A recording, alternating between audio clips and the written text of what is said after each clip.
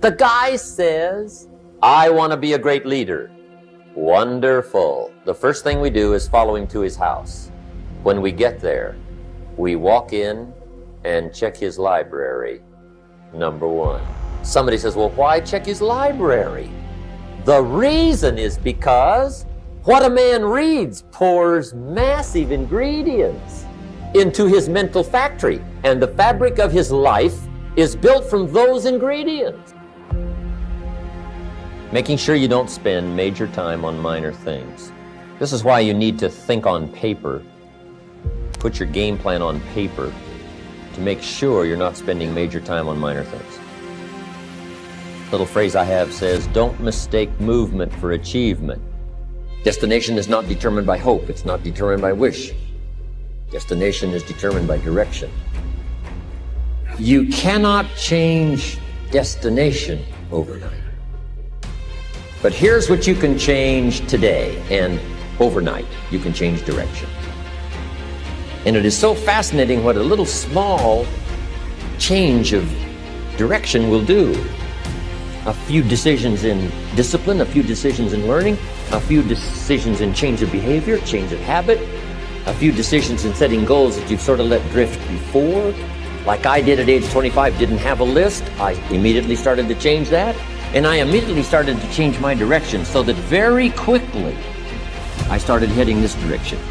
In less than 7 years, I was a millionaire. By not being prepared, thinking ahead, it's your choice. Now here's the other side of it.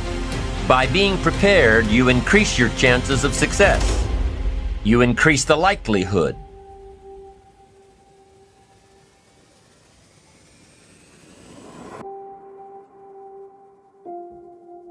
By being prepared, you increase your chances of success, of seizing opportunities when they come your way, of being ready within yourself to take advantage of once-in-a-lifetime situations. The refinement of philosophy, the extra studies and the extra books and the extra classes and the extra thinking, the extra pondering, the extra give and take of testing ideas and debate and discussion. That's where the extra life comes from, is in the dimensions of refined philosophy, the extra thinking. And these are the steps of intellectual discovery that a lot of people just don't want to take, or they're too busy to take it, or it presents itself in too strong and tough a manner, these extra skills. But I'm telling you, once you start engaging in these extra skills, you won't ever want to go back. This new intellectual discovery is where the wealth is. It's where the happiness is, the good life, influence, power. Take charge of your own life. Take charge of your own day. Take charge of your own conversation. Take charge of your own family. Take charge of your own possibilities. And learn these skills. Develop this kind of strategy, and I'm telling you, life will open up for you. Join the 3%. Join the 10%. Join the 5%. Walk away from the 95%. We all need a good library. Mr. Schoff got me started on mine. Here's one of the books he recommended, Think and Grow Rich by Napoleon Hill. Schoff asked me, doesn't that title intrigue you? Think and Grow Rich? Who wouldn't need that book? I found it in a used bookstore and paid less than 50 cents for it, and I've still got it. It's one of my most valued treasures. You can start this process of developing a library like I did. Here's a mindset to guide you as you begin. Your library needs to show that you're a serious student of life, health, spirituality, culture, uniqueness, sophistication, economics, prosperity, productivity, sales, management, skills and values of all kinds. Let your library show you're a serious student. Your library will become your mental food. Your food for thought. It is so important to nourish the mind, not just the body. You've got to be educated. A good book to start with is How to Read a Book by Mortimer Adler. Adler was the chief editor of the Encyclopedia Britannica, which is also a good set of books to have in your library. In How to Read a Book, Adler gives you some good suggestions on how to not just read a book, but actually get the most information out of it. He also provides a list of the best books ever written, and I've used it as a centerpiece for my library. I'm just telling you what worked for me. If it suits you, fine. If it doesn't suit you, keep looking until you find something that does suit you. Just be sure to keep your library well balanced. Let me give you some examples. Number one, we've all got to have a sense of history. We need to know about American history, international history, family history, and political history. This sort of knowledge will illustrate for you that the state of one's life rarely changes for the better of its own accord. Once you realize that, the next logical step is to realize that you have to do the changing. History helps us to understand what there is to work with: seed, soil, sunshine, rain. It also tells us what human beings have done with those resources in the past to change their lot in life. You'll find that many of them transformed from non-productive citizens to productive ones. That's what history is for, to learn the lessons of our ancestors. Be a good student of history.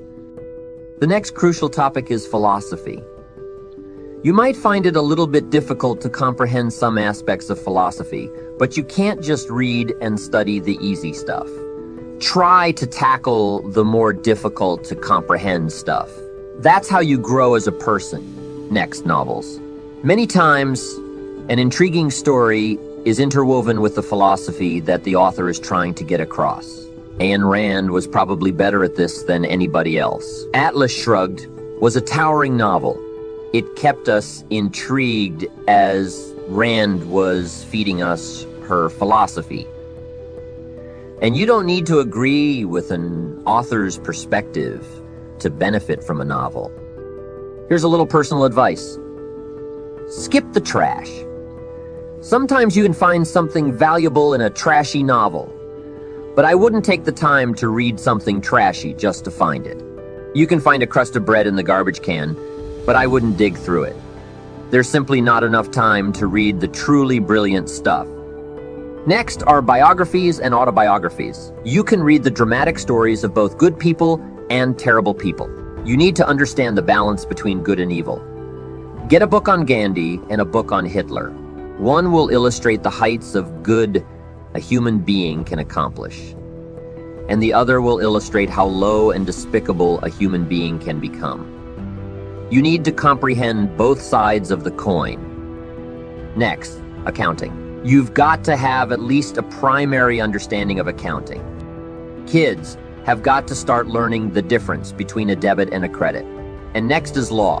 You don't have to be a lawyer, but you've got to know contracts, what to sign, what not to sign, and how to be safe rather than sorry. All of us need a little law, especially in these complicated times. I learned this the hard way. Some time ago, a company I was affiliated with in Canada wanted to borrow money. They needed $250,000. The bank said, yes, we will loan the company the money if Mr. Rohn will sign personally. I wanted to play the hero, and I knew the company could pay it back, so I signed. Sure enough, within less than a year, they had paid the loan back in full. I was indeed seen as the hero. About a year later, this company got in financial trouble. They went back to the bank and borrowed $250,000 again. I said to myself, I hope my phone doesn't ring, because I won't sign the note this time. I knew they were in trouble. I knew they were probably going to go bankrupt. My phone never rang. I was off the hook. Sure enough, within less than a year, the company went bankrupt.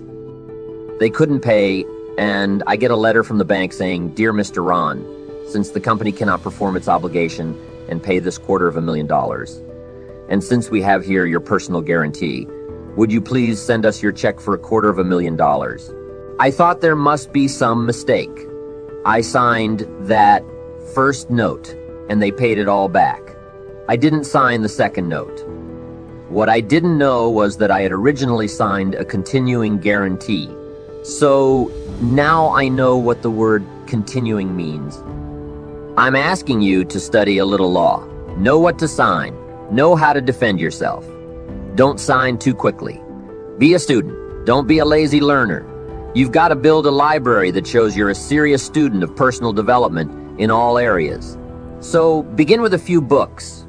Soon, you'll open up a whole new world of fresh ideas. You encounter a plethora of ideas every day, but most of them probably go by unnoticed. That's why you need to develop the ability to absorb. Be like a sponge. Don't miss anything. Don't miss the words. Don't miss the atmosphere. Don't miss the color. Don't miss the scenario. Don't miss what's going on. Most people are just trying to get through the day. Here's what I want you to be committed to doing. Learn to get from the day. Learn from it. Let the day teach you. Attend the University of Life. What a difference that will make in your future. Commit yourself to learning. Commit yourself to absorbing. I've got a personal friend who is gifted in this area. I think he soaks up and remembers virtually everything that has ever happened to him. He can tell you vivid stories from his teenage years. Where he was, what he did, what he said, what she said, how they felt, the color of the sky, and what was going on that day. And the reason is that he absorbs everything that happens to him. I'm telling you, it's more exciting to have him go to Acapulco and tell you about it than it is to go yourself. He has an extraordinary gift. Wherever he is, he doesn't miss anything. Here's a good phrase for you to jot down. Wherever you are, be there. Be there to absorb it. Take a picture if you can. Take pictures in your mind. Let your soul and heart take pictures. Get it, capture it, absorb it, and don't be casual in getting it. Casualness leads to casualties. Next, learn to respond. Responding means letting life touch you. Don't let it kill you, but let it touch you. Let sad things make you sad. Let happy things make you happy. Let the feelings strike you. Our emotions need to be as acknowledged as our intellect. It's important to know how to feel. It's important to know how to respond. It's important to let life in, to let it touch you. I'm the greatest guy in the world to take to the movies. I really get into a good movie. I want it to make me laugh, make me cry, scare me to death, teach me something, take me high, take me low. I just don't want the movie to leave me as I was when I came in. That's what we all need, to have life touch us. And that's exactly what will happen to you when you develop the ability to absorb and respond to all life has to offer. One of the keys to making the most of ideas is developing the ability to reflect. Reflect means to go back over, to study again. Go back over your notes, go back over your thoughts, and go back over your day. There are some particularly good times to reflect. One is at the end of the day. Take a few minutes to go back over the day. Whom did you see? What did they say? What happened? How did you feel? What went on? By answering those questions, you capture the day. Every day represents a piece of the mosaic of your life.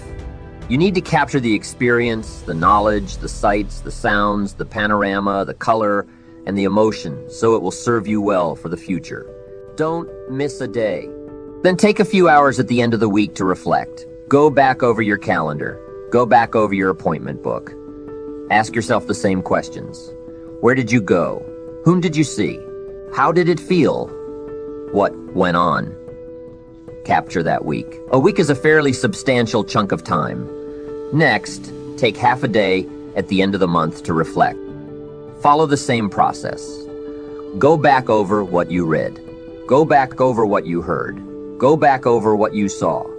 Go back over your feelings and capture them so that they serve you. Finally, take a weekend at the end of the year to establish the year firmly in your consciousness so that it never disappears. The Old Testament describes a unique scenario that unfolded according to the law. At that time, people worked for 9 years, and the 10th year was a sabbatical. The 10th year was probably used for relaxing, replenishing, getting in shape physically. We would call it a change of pace in modern society. But that was not the only objective for the 10th year. I'm sure that, in ancient days, sabbaticals were used to go over the previous 9 years, to see what went right and what went wrong, what worked well and what didn't work well. People would ask themselves, How did I grow? What did I learn? How did I change? What do I have now after 9 years that I didn't have at the beginning? That time for reflection is what makes a sabbatical so effective and meaningful. At times, you'll want to reflect with somebody else. A husband and wife can reflect on the past year together. Parents can reflect with their children. Colleagues can reflect with each other. But you've also got to learn to reflect by yourself. Solitude is a powerful force. We all need to find some occasions to shut out the rest of the world for a while. I've got a motorhome and a motorcycle. That's how I find solitude. I head for the mountains and ride the trails where there are very few human beings.